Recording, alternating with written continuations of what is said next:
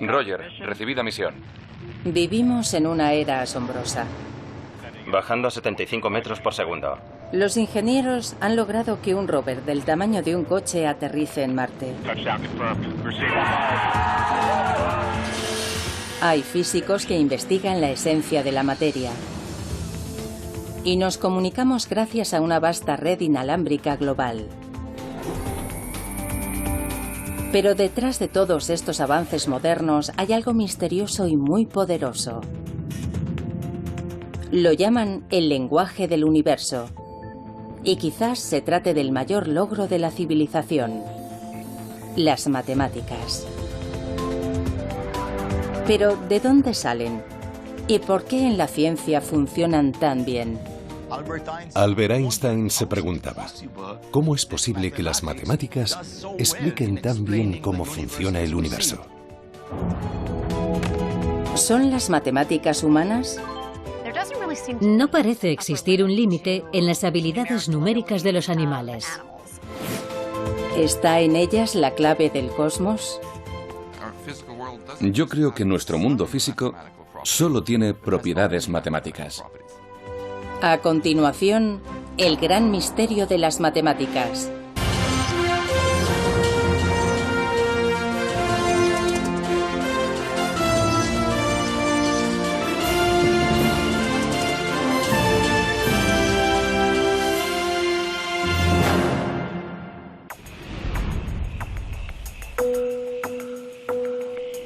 Los seres humanos han buscado siempre patrones en la naturaleza. Hace miles de años contemplaron las estrellas y descubrieron algo que llamaron constelaciones. Incluso creían que éstas controlaban nuestro destino.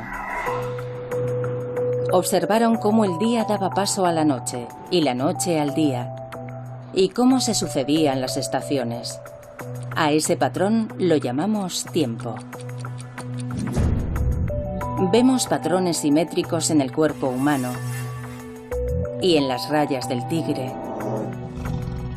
Y los incorporamos en lo que creamos, desde el arte hasta nuestras ciudades. Pero, ¿qué nos dice eso a nosotros? ¿Por qué la forma espiral de la concha del Nautilus es tan similar a una galaxia o a la espiral que vemos cuando cortamos una col? Cuando los científicos quieren comprender los patrones de nuestro mundo, a menudo recurren a una poderosa herramienta: las matemáticas. Cuantifican sus observaciones y usan técnicas matemáticas para examinarlas, esperando descubrir las causas subyacentes en el ritmo de la naturaleza. Y funciona, desvelando desde los secretos ocultos tras las órbitas de los planetas hasta las ondas electromagnéticas que conectan nuestros teléfonos móviles. Las matemáticas incluso nos conducen hasta las partes constructivas subatómicas de la materia, lo cual plantea una pregunta: ¿por qué funcionan? ¿Existe una naturaleza matemática inherente a la realidad? ¿O están en nuestra cabeza?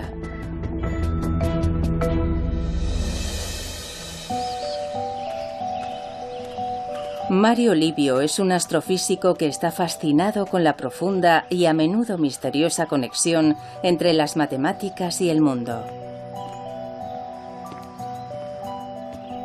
En la naturaleza, los números están por todas partes. Por ejemplo, hay muchas flores que tienen 3 pétalos, como esta, o 5 como esta. Otras tienen 34 o 55, y esos números aparecen con frecuencia. Puede que parezcan números aleatorios, pero todos forman parte de lo que se conoce como la sucesión de Fibonacci, una serie numérica desarrollada por un matemático del siglo XIII. Comienzas con los números 1 y 1, y a partir de ahí sumas los dos últimos números. 1 más 1 es 2. 1 más 2 es 3. 2 más 3 es 5. 3 más 5 es 8. Y continúa así. Hoy, muchos siglos después, esta aparentemente arbitraria progresión numérica fascina a muchas personas que ven en ella la clave de todo, desde la belleza humana hasta el mercado bursátil. Aunque muchas de esas afirmaciones no se han demostrado, resulta curioso cómo la evolución parece favorecer a esos números. Lo cierto es que esta secuencia aparece con frecuencia en la naturaleza. Los números de Fibonacci aparecen en el recuento de pétalos, especialmente en los de las margaritas, pero eso solo es el principio. Estadísticamente, los números de Fibonacci aparecen mucho en botánica. Por ejemplo, si observamos la base de una piña, a menudo vemos espirales en sus escamas. Y si contamos esas espirales, normalmente hallamos un número de Fibonacci. Pero si las contamos en dirección contraria, encontraremos el número de Fibonacci adyacente.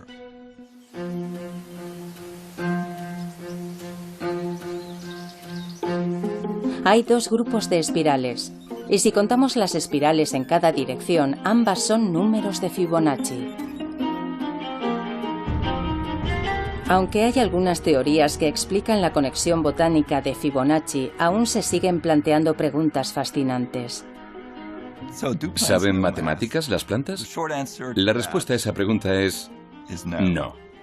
No necesitan saber matemáticas. En una forma muy simple y geométrica, las plantas, en muchos casos, disponen de una pequeña máquina que crea la secuencia de Fibonacci. Las misteriosas conexiones entre el mundo físico y las matemáticas son muy profundas. Todos conocemos el número pi, la relación entre la longitud de una circunferencia y su diámetro, y sabemos que sus dígitos decimales continúan hasta el infinito sin seguir un patrón repetitivo. Recientemente, en el año 2013, se calcularon 12,1 billones de dígitos, pero de alguna forma, pi es mucho más que eso. Pi aparece en un sinfín de fenómenos que no tienen aparentemente, al menos, nada que ver con circunferencias ni nada parecido. Sobre todo aparece bastante en la teoría de la probabilidad. Supongamos que cojo esta aguja. La longitud de la aguja es igual a la distancia entre las líneas que hay en esta hoja de papel. Y supongamos que dejo caer la aguja sobre el papel. A veces, cuando la aguja cae, atraviesa una línea. Otras veces cae sobre una línea.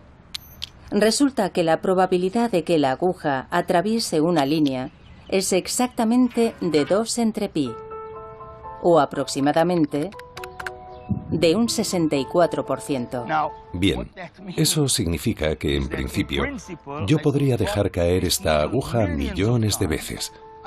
Podría contar las veces que atraviesa la línea y las que no. Y en realidad estaría calculando el número pi. Aunque aquí no hay círculos, ni el diámetro de un círculo, ni nada parecido. Es asombroso.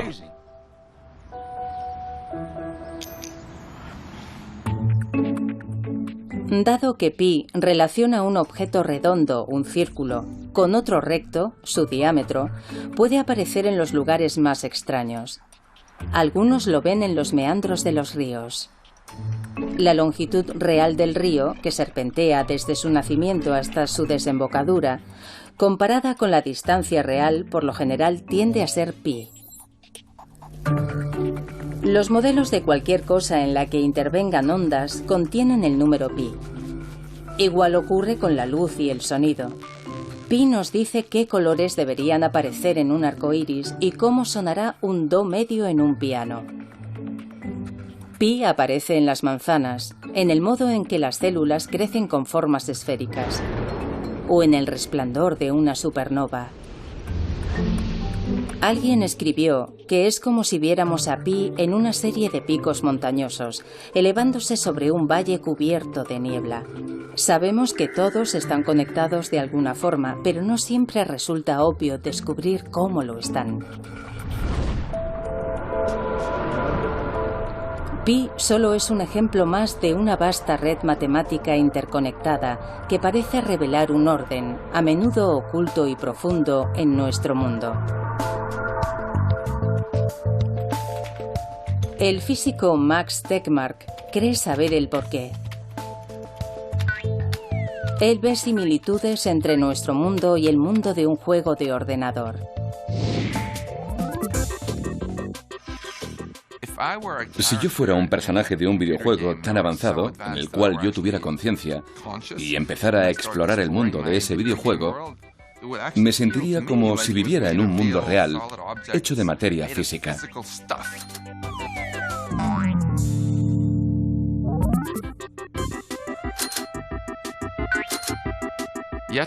Pero si, como el físico curioso que soy, empezara a estudiar las propiedades de la materia, las ecuaciones que otorgan a todas las cosas sus propiedades, finalmente descubriría que todas esas propiedades son matemáticas. Son las propiedades matemáticas que el programador habría introducido en el software del videojuego. Las leyes de la física en un juego, por ejemplo, cómo un objeto flota, rebota o choca, solo son reglas matemáticas creadas por un programador. Básicamente, los números y las ecuaciones dan forma a todo el universo de un videojuego. Como físico, eso es exactamente lo que yo percibo también en el mundo real. Cuando miro cualquier cosa, como mi brazo o mi mano, veo matemáticas. ¿Es posible que nuestro mundo sea igual de matemático que el de los juegos de ordenador? Para Max, el mundo del software de un videojuego no es tan diferente de nuestro mundo físico. Él cree que las matemáticas sirven para describir la realidad, porque lo único que hay es eso, matemáticas, nada más. Muchos de mis colegas físicos dirán que las matemáticas describen nuestra realidad física, al menos de una forma aproximada. Yo voy mucho más allá y afirmo que en realidad es nuestra realidad física, porque creo que nuestro mundo físico solo tiene propiedades matemáticas. Según Max, nuestra realidad física es un poco como una fotografía digital. La foto se parece al lago. Pero a medida que nos acercamos más y más, vemos que en realidad es un campo de píxeles. Cada uno de ellos está representado por 3 números que determinan la cantidad de rojo, verde y azul. Aunque el universo es vasto tanto en tamaño como en complejidad y describirlo requiere una sucesión de números increíblemente larga, Max ve su estructura matemática subyacente como algo muy simple. Tan solo 32 números, constantes, como la masa de las partículas elementales, junto con un puñado de ecuaciones matemáticas, las leyes fundamentales de la física. Y todo cabe en una pared, aunque aún hay algunos interrogantes. Aunque desconozcamos qué es lo que irá aquí exactamente, estoy convencido de que serán ecuaciones matemáticas. Al final, todo son matemáticas. La visión Matrix del mundo de Max Tegmark, en el que las matemáticas no solo describen la realidad, sino que son su esencia, puede parecer radical, pero tiene raíces profundas en la historia. Se remonta a la antigua Grecia, a los tiempos del filósofo y místico Pitágoras.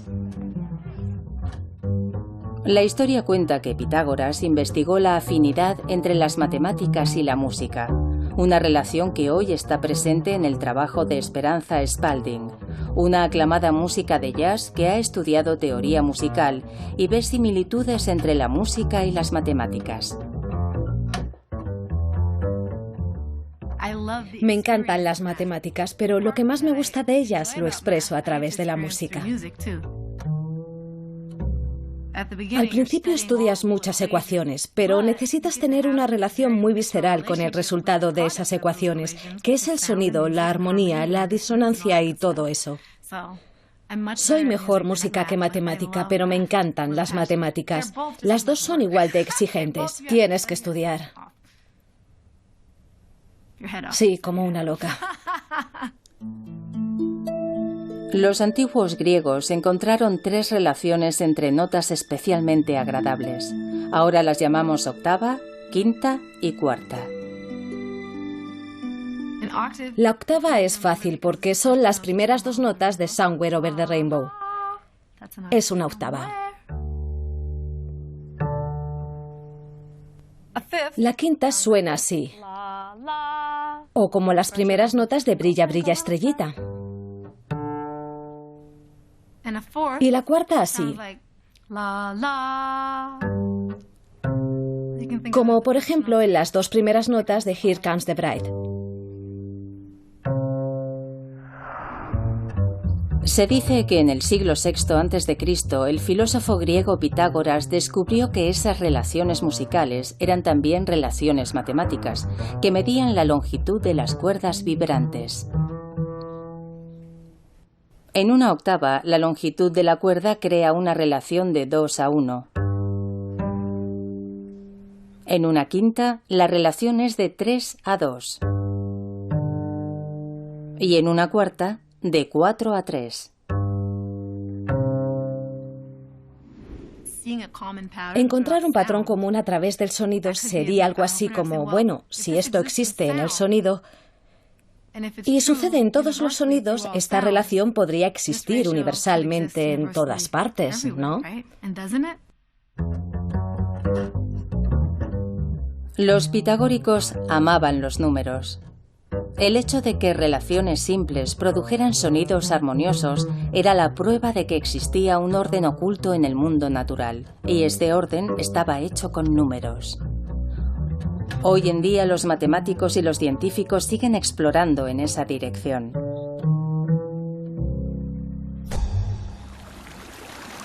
De hecho, hay muchos otros fenómenos físicos que siguen relaciones simples.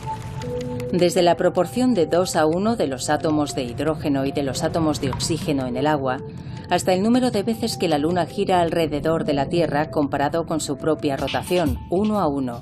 O cómo Mercurio gira sobre sí mismo 3 veces mientras orbita 2 veces alrededor del Sol, una relación de 3:2.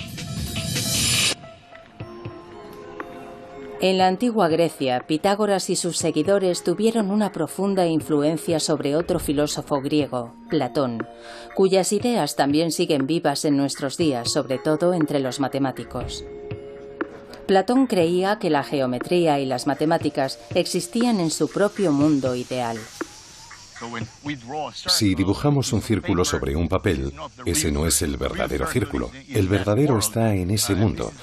Y esto solo es una aproximación a ese círculo real. Lo mismo ocurre con las demás formas. A Platón le gustaban mucho estos 5 sólidos, los sólidos platónicos, como los llamamos hoy, y les asignó los elementos que formaban el mundo según su concepción. El estable cubo era la Tierra. El tetraedro con sus esquinas puntiagudas era el fuego. El rítmico octaedro era el aire. El icosaedro de 20 caras, el agua. Y por último, el dodecaedro, el sólido que representaba el cosmos como un todo. Las formas matemáticas de Platón eran la versión ideal del mundo que nos rodea y se hallan en su propio reino.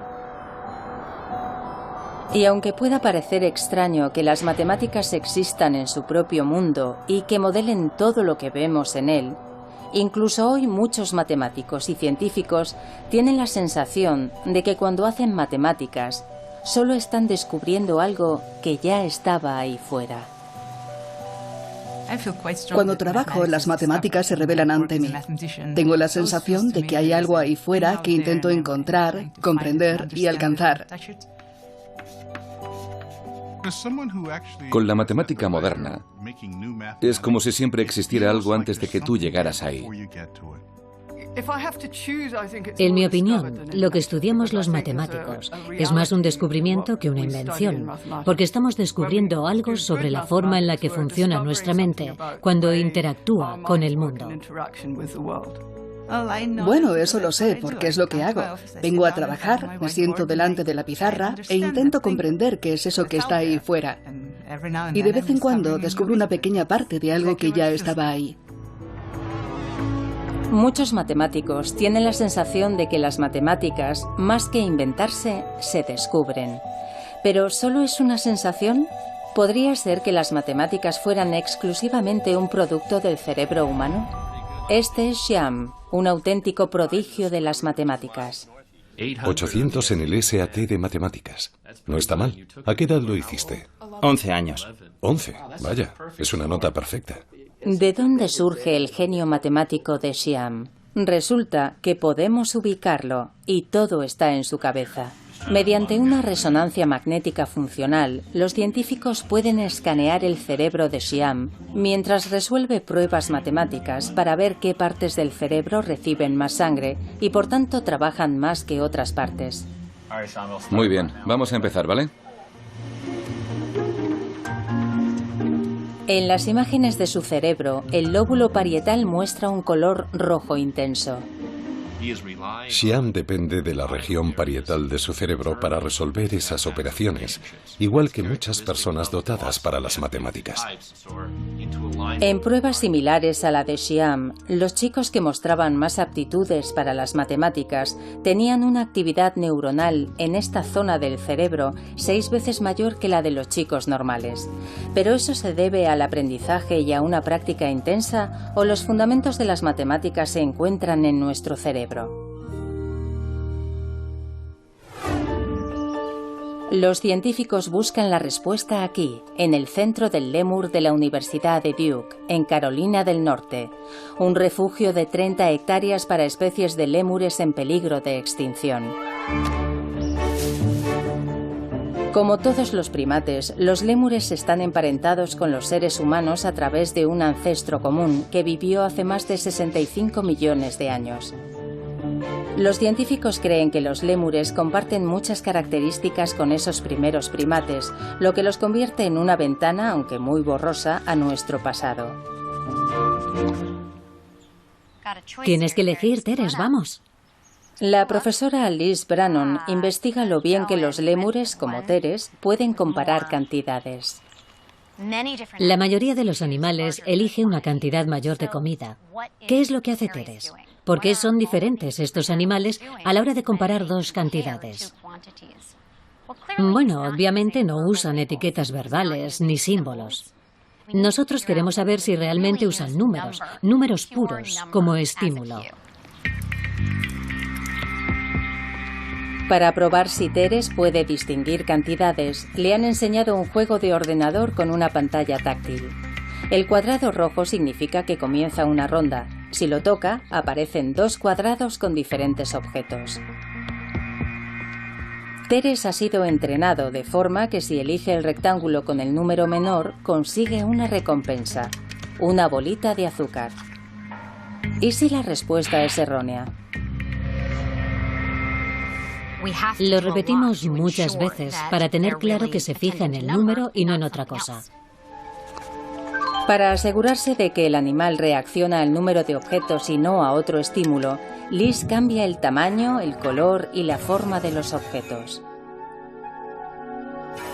Ella ha hecho miles de pruebas y ha demostrado que los lémures y los monos rhesus son capaces de aprender a elegir la respuesta correcta. Teres obviamente no posee un lenguaje y tampoco cuenta con símbolos para los números. Entonces, ¿está contando hace lo mismo que un niño cuando recita los números 1, 2, 3? No. Y aún así, parece responder a la esencia abstracta de lo que es un número. Los lémures y los monos rhesus no son los únicos. Las ratas, las palomas, los peces, los mapaches, los insectos, los caballos y los elefantes también demuestran ser sensibles a la cantidad, igual que los bebés humanos. En su laboratorio del campus de Duke, Liz ha trabajado con bebés de 6 meses. Todos miraban más tiempo a la pantalla con un número cambiante de objetos, siempre que el cambio fuera lo bastante evidente como para captar su atención. Liz también ha puesto a prueba a alumnos universitarios. Les pedía que no contaran, solo debían comparar cantidades y responder lo más rápido posible en la pantalla táctil. ¿El resultado? casi el mismo que el de los lémures y los monos rhesus. De hecho, algunos humanos no son tan buenos como nuestros monos y otros son mucho mejores. La respuesta humana es muy variable, pero por lo general es muy similar a la de un mono.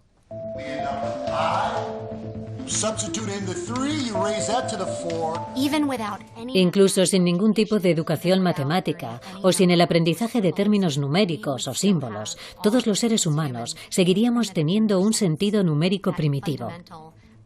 Esa capacidad para percibir números me parece algo esencial, sin la cual sería difícil que hubiéramos podido apreciar las matemáticas simbólicas. Quizás las piezas constructivas de las matemáticas podrían estar preprogramadas en nuestro cerebro como parte de un conjunto de herramientas básicas para sobrevivir, como nuestra capacidad para reconocer patrones y formas o nuestro sentido del tiempo. Sobre ese fundamento hemos creado una de las mayores invenciones de la cultura humana, las matemáticas. Pero el misterio sigue ahí. Si todo está en nuestra mente, ¿por qué las matemáticas han sido tan efectivas? A través de la ciencia, la tecnología y la ingeniería, han transformado el planeta y nos han permitido llegar incluso mucho más allá. Este es el laboratorio de reactores de propulsión de la NASA en Pasadena, California. Roger, recibida misión. Iniciando entrada. En 2012 lograron que un rover del tamaño de un coche aterrizara en Marte. Descendiendo a 75 metros por segundo. Aterrizaje confirmado.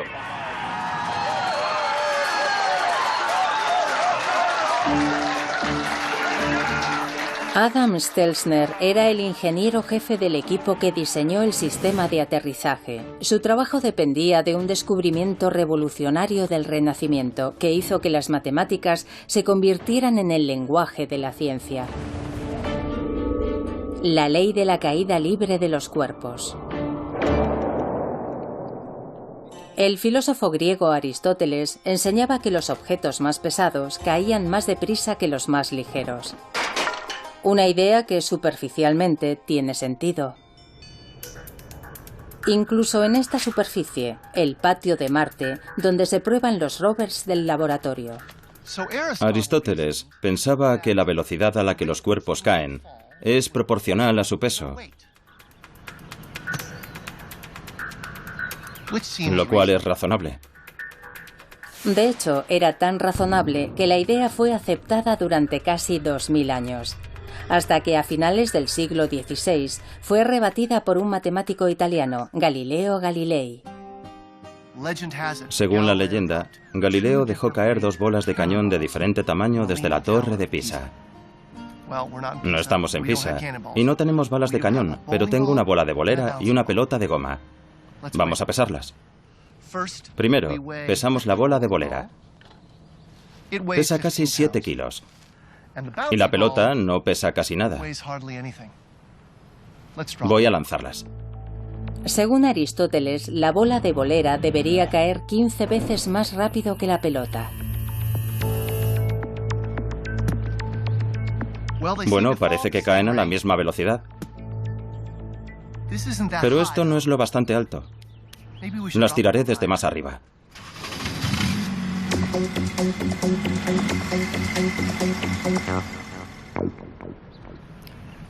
Ed está a 6 metros de altura. Veamos si caen a la misma velocidad. ¿Listo? 3, 2, 1, ya.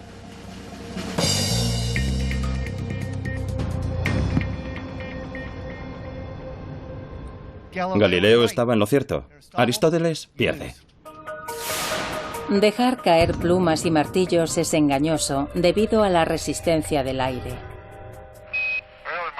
Bien, en mi mano izquierda tengo una pluma y en la derecha un martillo. En 1971, durante la misión del Apolo 15, esto se demostró en la Luna. Allí no hay aire. Ahora van a caer. ¿Qué les parece? Galileo tenía razón. Bola pequeña, bola grande. Aunque parece contrario a la lógica, si sacas el aire de la ecuación, todo cae a la misma velocidad, incluso Aristóteles. Pero lo que realmente le interesaba a Galileo era que un objeto que caía desde cierta altura no tardaba el doble en caer desde el doble de altura, sino que se aceleraba. Pero ¿cómo podía medir eso? Todo ocurría muy deprisa.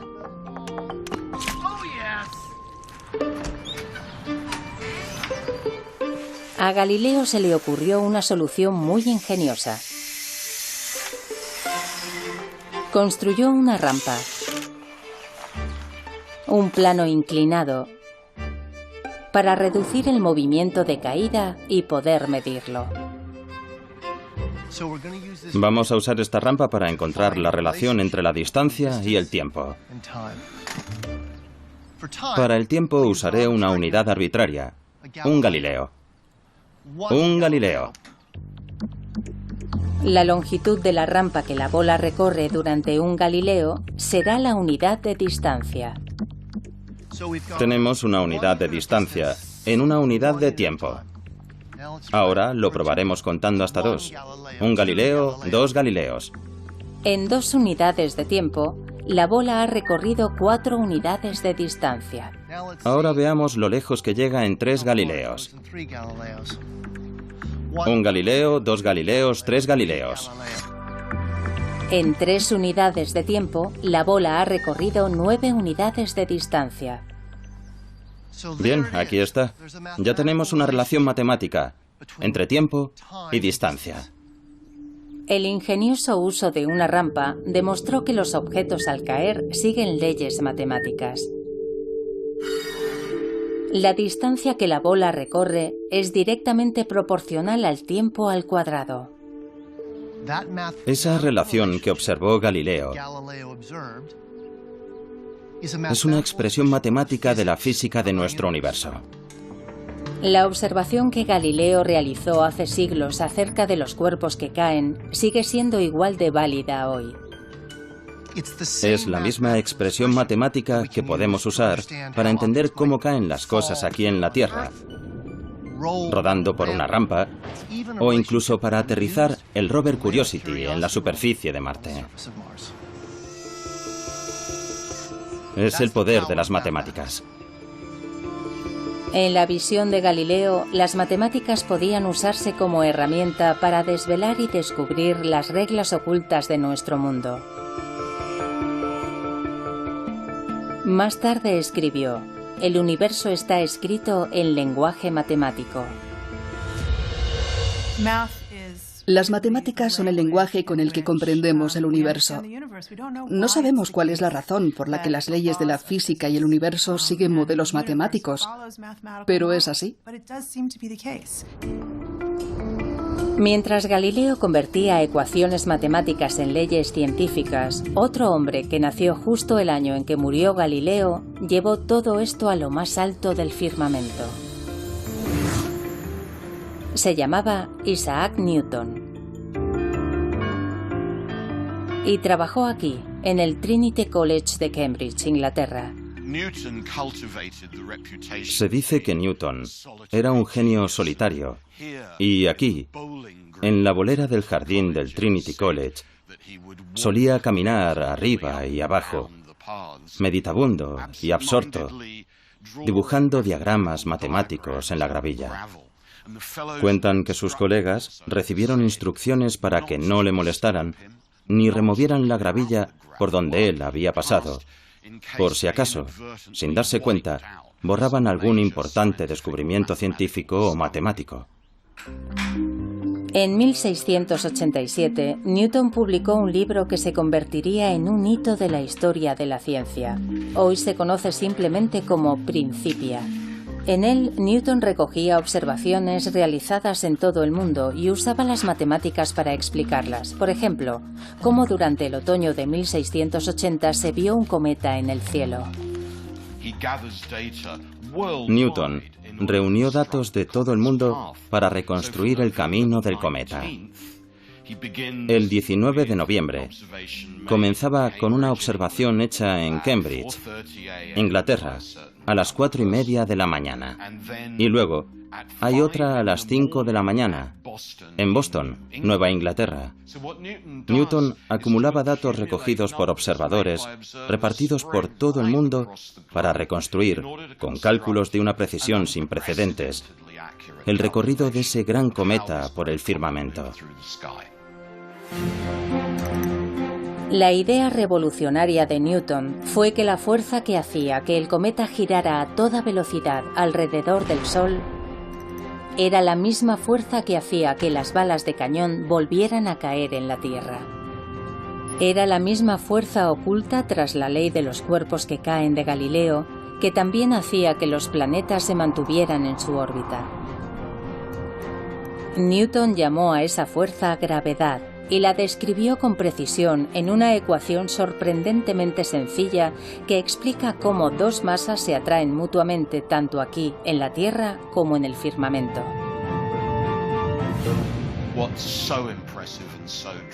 Lo más impresionante y espectacular es que una sola ley matemática te permita moverte por todo el universo. Hoy incluso podemos observarla en acción mucho más allá de la Vía Láctea. Esto es una imagen de dos galaxias que se atraen y están fusionándose. Así es como nace una galaxia. Exacto. Mario Livio forma parte del equipo que trabaja con las imágenes del telescopio espacial Hubble. Durante décadas los científicos han usado el Hubble para explorar más allá de nuestro sistema solar y de las estrellas de nuestra galaxia. Nos muestra las lejanas nubes de gas de las nebulosas y un vasto número de galaxias que giran en el espacio a una distancia de miles de millones de años luz. Esas imágenes revelan que en todo el universo visible, hasta donde el telescopio Hubble puede ver, sigue rigiendo la ley de la gravedad. Newton describió las leyes de la gravedad y del movimiento basándose en las cosas que pasaban en la Tierra y en los planetas del sistema solar y demás. Pero esas mismas leyes, exactamente las mismas, siguen rigiendo en las galaxias más distantes. Y todo en ellas, cómo se forman y cómo se mueven, está controlado por esas mismas leyes matemáticas. Algunas de las mentes más brillantes del mundo han descubierto con asombro cómo las matemáticas impregnan el universo. Albert Einstein se lo preguntaba. Decía, ¿cómo es posible que las matemáticas, que él pensaba que eran un producto del pensamiento humano, expliquen tan bien el universo tal y como lo vemos?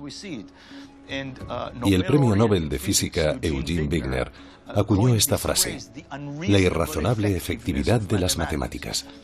Wigner decía que el hecho de que las matemáticas puedan describir también el universo, en especial las leyes físicas, es un don que no comprendemos ni merecemos. En la física abundan los ejemplos de esta irrazonable efectividad. Hace casi 200 años, cuando se observó que el planeta Urano se desviaba de su órbita, los científicos confiaron en las matemáticas y calcularon que estaba siendo atraído por otro planeta que nunca se había visto. Y así fue como descubrieron Neptuno. Gracias a las matemáticas se predijo la existencia de un planeta desconocido hasta entonces. Si formulas una pregunta correctamente, las matemáticas te dan la respuesta. Es como tener un sirviente que es mucho más capaz que tú. Si le dices, hazlo, y se lo dices bien, entonces lo hará. Te llevará por el camino de la verdad, hasta hallar la respuesta final. Las evidencias del asombroso poder predictivo de las matemáticas se encuentran por todas partes a nuestro alrededor. La televisión, la radio, su teléfono móvil, los satélites, el monitor del bebé, el wifi, el mando de la puerta del garaje, un GPS. Y sí, puede que incluso el mando a distancia de la televisión. Todas esas cosas usan ondas invisibles de energía para comunicarse. y nadie sabía que existían hasta conocer el trabajo de James Maxwell, un físico y matemático escocés. En 1860 publicó un conjunto de ecuaciones que explicaban cómo la electricidad y el magnetismo estaban relacionados y cómo se generaban el uno al otro. Sus ecuaciones también hacían esta sorprendente predicción. Juntos, la electricidad y el magnetismo podían producir ondas de energía que viajarían a través del espacio a la velocidad de la luz. Las ondas electromagnéticas. La teoría de Maxwell nos dio las ondas de radio, los rayos X, cosas que nadie conocía. De modo que el alcance de su teoría resultó ser extraordinario. Casi inmediatamente empezaron a buscar las ondas que las ecuaciones de Maxwell habían predicho. El intento que parecía menos prometedor de todos para controlarlas se realizó aquí, en el desván de una casa al norte de Italia. Lo hizo un joven de 20 años, Guillermo Marconi. Su experimento comenzó con una serie de chispas. La explosión de electricidad crea un campo magnético momentáneo que crea otro campo eléctrico momentáneo y que a su vez forma otro campo magnético. La energía salta entre los dos propagando una onda electromagnética.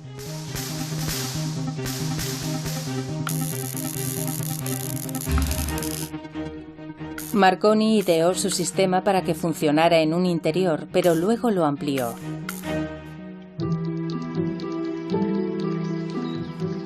En pocas semanas construyó una gran antena detrás de su casa para amplificar las ondas procedentes de su generador de chispas. Después pidió a su hermano y a un ayudante que llevaran un receptor hasta el otro lado de la finca, detrás de una colina cercana. Llevaban escopetas para disparar en el caso de que captaran alguna señal.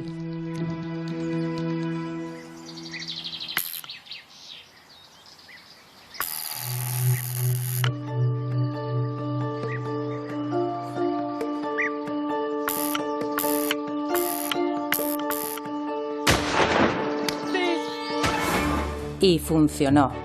Detectaron la señal a pesar de que el receptor estaba detrás de la colina, a 1500 metros de distancia. Fue la transmisión más lejana realizada hasta entonces. En menos de 10 años, Marconi consiguió enviar señales de radio a través del Atlántico. De hecho, cuando el Titanic se hundió en 1912, se le atribuyó el mérito de haber salvado muchas vidas, porque sus equipos a bordo del barco permitieron transmitir la señal de socorro. Gracias a las predicciones de las ecuaciones de Maxwell, Marconi pudo controlar una parte oculta de nuestro mundo, inaugurando la era de la comunicación sin cables.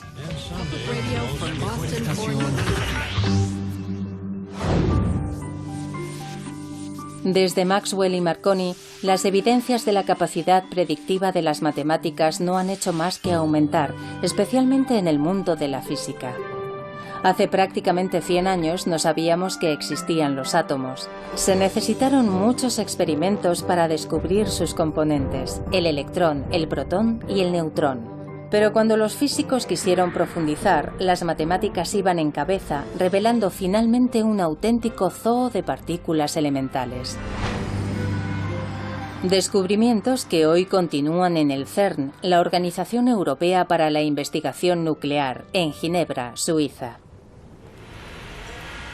Actualmente es más conocido por su gran colisionador de hadrones, un acelerador de partículas circular de 27 kilómetros construido bajo tierra. Este proyecto de 10.000 millones de dólares tiene un objetivo bien conocido: encontrar uno de los bloques constructivos fundamentales del universo. Una partícula subatómica cuya existencia predijeron matemáticamente hace casi 50 años Robert Brout y François Englert en Bélgica y Peter Higgs en Escocia. Peter Higgs reunió las ecuaciones de la física más avanzadas que teníamos y tras muchos cálculos se dijo: Si construimos una máquina lo bastante sofisticada como para hacer que las partículas choquen entre sí a una velocidad próxima a la de la luz, descubriremos una nueva partícula. El descubrimiento de la partícula de Higgs sería la prueba del campo de Higgs, una melaza cósmica que es el material de la masa de nuestro mundo, lo que habitualmente experimentamos como peso. Sin masa, todo viajaría a la velocidad de la luz y nunca se combinaría formando átomos. Eso es lo que convierte al campo de Higgs en una parte fundamental de la física. Y por eso llaman a la partícula de Higgs partícula de Dios. En 2012 se pudo constatar la veracidad del trabajo realizado por Peter Higgs y sus colegas hace unas décadas. Los experimentos del CERN confirmaron la existencia de la partícula de Higgs. Lo construimos, funcionó y viajamos gratis a Estocolmo.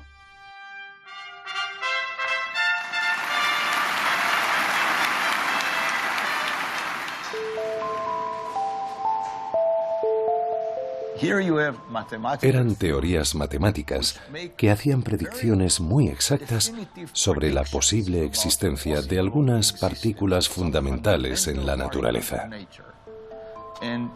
Y lo creas o no, se hicieron experimentos y se descubrieron las partículas que las matemáticas habían predicho. Para mí es algo asombroso. ¿Por qué funciona y por qué son las matemáticas tan poderosas? ¿Son una verdad de la naturaleza o tienen algo que ver con la forma en la que nosotros, los seres humanos, percibimos la naturaleza? Para mí es un rompecabezas fascinante. Yo no conozco la respuesta. En la física, las matemáticas tienen un amplio historial de éxitos. ¿Pero son irrazonablemente efectivas? No todo el mundo piensa igual. En mi opinión es una ilusión. Creo que lo que ha pasado es que han optado por construir la física usando las matemáticas que se habían practicado y desarrollado históricamente. Luego lo miran todo y eligen algo que se puede estudiar usando las matemáticas que conocemos. Pero en realidad hay un vasto océano de otras cosas que son realmente inaccesibles para esos métodos. Con el éxito de los modelos matemáticos en la física, es fácil ignorar cuándo no funcionan tan bien, como por ejemplo, en la predicción del tiempo. Hay una razón por la que los meteorólogos predicen el tiempo para la siguiente semana, pero no mucho más allá. En predicciones más a largo plazo, los pequeños errores se convierten en grandes errores. La previsión diaria es demasiado compleja y caótica para obtener modelos precisos, y no es la única. Lo mismo sucede con el agua que hierve en el fuego, con el mercado bursátil, con la interacción de las neuronas en el cerebro, con gran parte de la psicología humana y en muchas partes de la biología. Los sistemas biológicos y los económicos resultan difíciles de estudiar con las matemáticas. Tenemos muchas dificultades para hacerlo. Por eso yo no veo las matemáticas irrazonablemente efectivas, sino razonablemente inefectivas. Quizá nadie sea más consciente del poder y de las limitaciones de las matemáticas que quienes las usan para diseñar y construir cosas, los ingenieros. Mira esas ruedas. En su trabajo, la elegancia de las matemáticas choca con el desorden de la realidad y con la funcionalidad que rige el día a día. Las matemáticas, y quizás los matemáticos, operan en el dominio del absoluto, y los ingenieros viven en el dominio de lo relativo. Fundamentalmente nos interesa lo práctico. Y por eso, con frecuencia hacemos aproximaciones, tomamos atajos. Nosotros ignoramos términos y ecuaciones para hacer cosas que son lo bastante simples para alcanzar nuestros objetivos. Muchos de los grandes logros de la ingeniería fueron construidos usando atajos matemáticos, ecuaciones simplificadas que ofrecían una respuesta aproximada, es decir, sacrificando la precisión por la funcionalidad. Y para los ingenieros, aproximada ya es mucho. Basta para llevarte a Marte. A los ingenieros no nos pagan por hacer las cosas bien, sino por hacer las cosas lo suficientemente bien. Muchos físicos ven una asombrosa precisión en la forma en que las matemáticas revelan los secretos del universo, haciendo que parezca una parte inherente de la naturaleza. Mientras que en la práctica, los ingenieros tienen que sacrificar la precisión de las matemáticas para que algo sea útil, haciendo que parezcan una herramienta imperfecta de nuestra propia invención. Entonces, ¿qué son las matemáticas? ¿Forman parte del universo o son una invención humana? Puede que ambas cosas.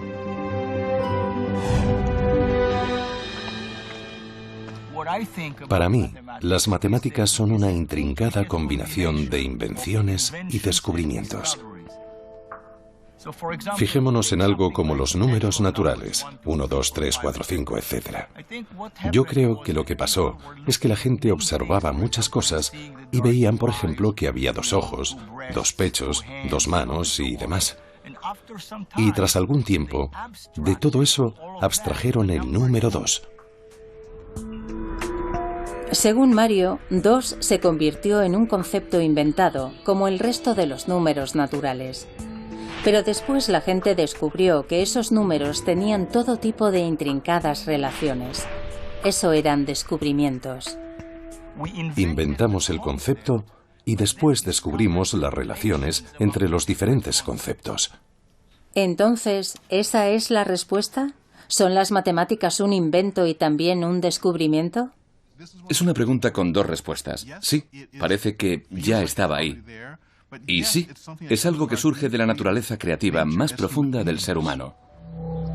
Puede que tengamos alguna idea sobre cómo funciona todo esto, pero no conocemos todas las respuestas. Al final, sigue siendo el gran misterio de las matemáticas.